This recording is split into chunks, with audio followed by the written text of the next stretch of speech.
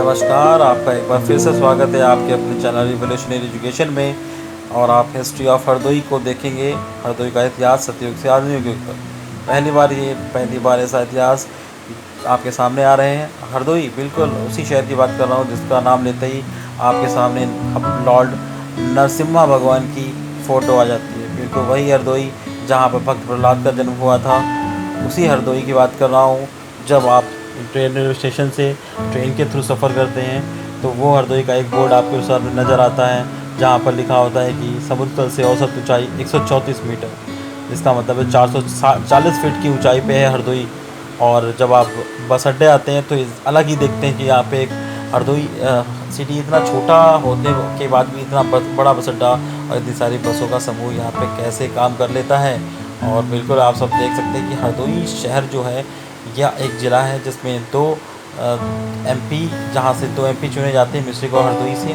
और जहाँ पे संसदीय क्षेत्र कह सकते हैं दो हैं। और इसमें 8 विधानसभा क्षेत्र हैं और 5 तहसीलें हैं जो आप सामने देख रहे हैं। बिल्कुल शाहबाद, सांडीला, ये सारी जो तहसीलें हैं ये सब के सब हरदोई के अंदर हैं। और आप देख सकते हैं उत्तर प्रदेश में जो कई सारे ज़िले हैं, 75 ज़िले, इन सारे ज़िलों में हरदोई का एक सबसे खास स्थान है क्योंकि यहाँ पर चावल की उपज सबसे अधिक होती है। आसपास के क्षेत्रों में धान की खेती की जाती है जो कि इसकी मुख्य आय का कारण है। और आप देख सकते हैं यहाँ पर अलग अलग जो कि शाहबाद, सवाजपुर, हरदोई, कोपामऊ, सारडी, बिलग्राम, कोपवाला और संडीला, ये सारे यहाँ के विधानसभा क्षेत्र हैं जहाँ से एमएलए मतलब बिल्कुल असेंबली के लिए यहाँ से लोग जो उत्तर प्रदेश की विधानसभा में चुन के जाते हैं वो यहाँ से 8 जाते हैं।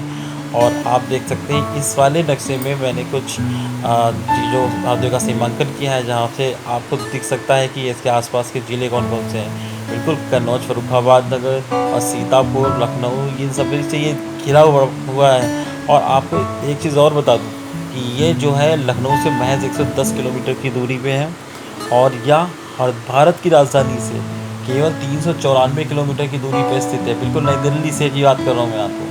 और उसके बाद आपको मैंने बताया था कि यहाँ पे 5 तहसीलें और उसके 8 विधानसभा क्षेत्र और 2 संसदीय क्षेत्र के अलावा यहाँ पर 19 जो आपको देखने को मिलेंगे वो सारे के सारे यहाँ पे ब्लॉक हैं, तहसीलों के अंतर्गत आते हैं। अब आप देखेंगे कि जो कि ग्लोबल सिचुएशन क्या है इसकी, आप छोटा सा हिस्सा है जो कि सारी चीज़ों से घिरा हुआ है। यहाँ पे आसपास कई सारी नदियाँ हैं। आपको स्पेशली बताऊँ यहाँ से गंगा, गंभीरी और यहाँ पे सई नदी तो यहाँ का उद्गम स्थल है जो कि इस हरदोई को बहुत ही खास बनाती है। रामायण तक में इसका उल्लेख है। बिल्कुल 52 बिस्वा, हरवादपुर, बौसांडी, ये सारे के सारे यहाँ पे छोटी छोटी कस्बे हैं जो अलग अलग ब्लॉक हैं।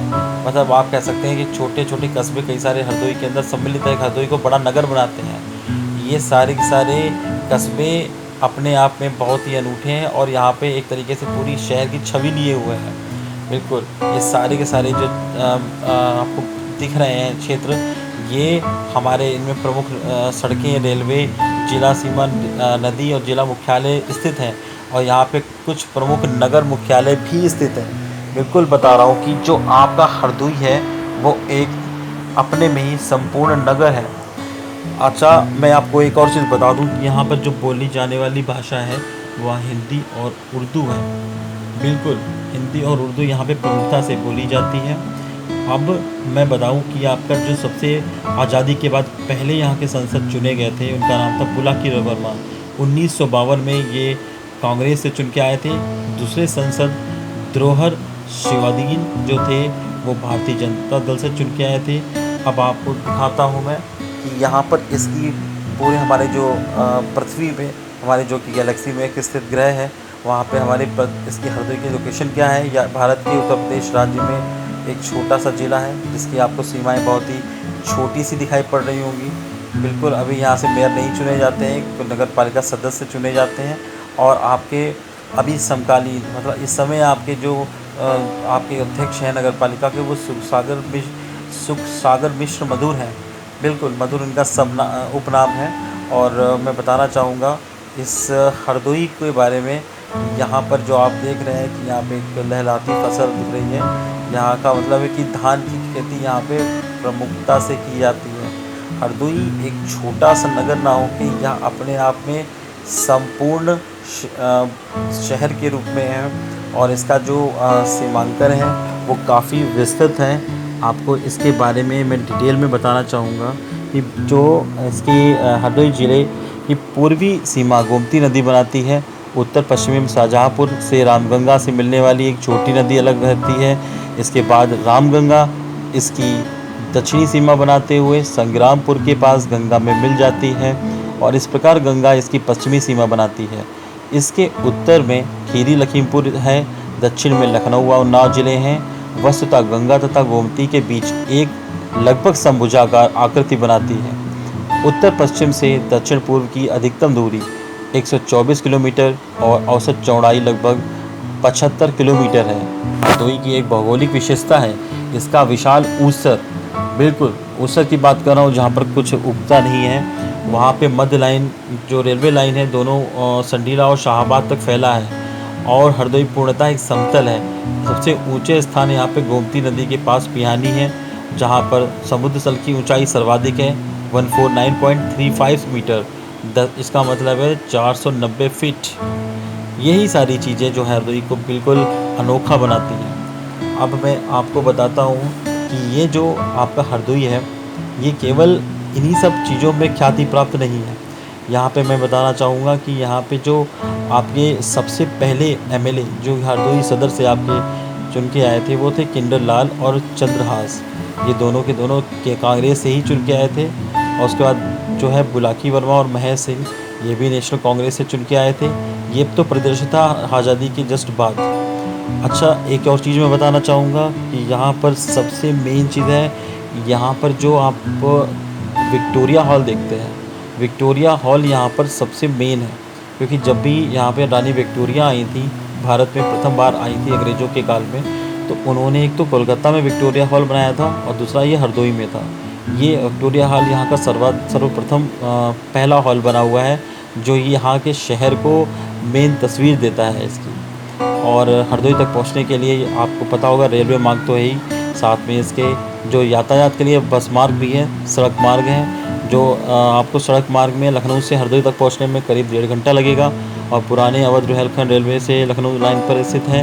और वर्तमान समय में जो इससे उत्तर रेलवे के रूप में जाना जाता है, उत्तर रेलवे के मुरादाबाद मंडल द्वारा इसका संचालन किया जाता है। जम्मू हावड़ा, अमृतसर हावड़ा, उत्तर बिहार तथा छपरा हाजीपुर मुजफ्फरपुर से होकर जाने वाली मेल एक्सप्रेस सवारी गाड़ियाँ यहाँ रुक जाती हैं। और सड़क मार्ग पे आसपास के ज़िले ये सब जो हैं प्रायः सभी सड़कें से जुड़े होते हैं। गाँवों के आगमन के लिए भी यहाँ पर काफ़ी बस की सुविधाएं उपलब्ध हैं।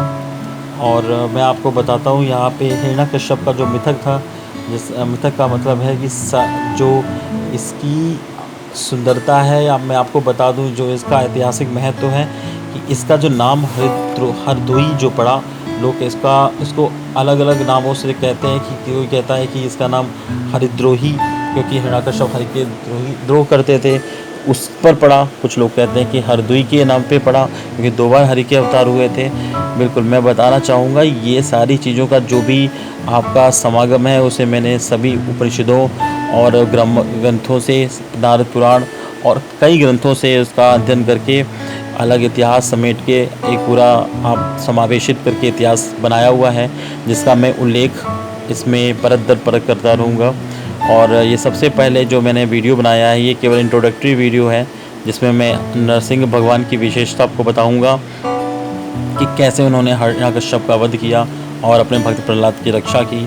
कैसे आपके जो नरसिंह भगवान बहुत ही क्रोधित हो गए थे, उसके बाद जो ऋषभ भगवान के अवतार लेकर कैसे शंकर जी ने उन्हें शांत किया और कैसे ही उन्होंने नरसिंह अवतार लिया, ऐसे अवतार जो कि अमानवीय थे, और उन्होंने जो है किस तरीके से उनका वध किया। ये सारी चीज़ें एक के बाद एक सत्ययुग से लेकर त्रेता युग और द्वापर युग, इन सारे युगों में हरदोई का महत्व क्या था, हरदोई कैसे ख्याति प्राप्त है इसमें, और कैसे आप कह सकते हैं कि समय काल में सबसे पहले जो देवतागण आए वो सबसे पहले हरदोई में अवतरित हुए, कैसे यहीं से सारी सृष्टि और सारी जो है होलिका, जो कि जहाँ पे होलिका जो थी इनकी हिरण्यकश्यप की बहन, उन्होंने उनको करना चाहता। ये सारी जो स्टोरीज़ हैं ये परत दर परत मैं आपको बिल्कुल सामने लेके आऊँगा।